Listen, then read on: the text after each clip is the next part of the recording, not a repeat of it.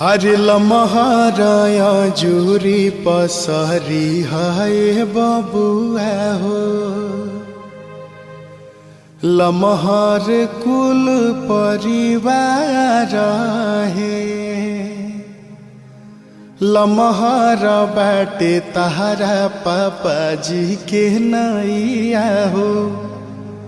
लमहर कुल खानदान है। हरे लमहराया जुरी पसरी हाय बबुआ हो। लमहर कुल परिवार है। लमहर बाटे तहरा पापा जी के नैया हो। लमहर कुल खानदान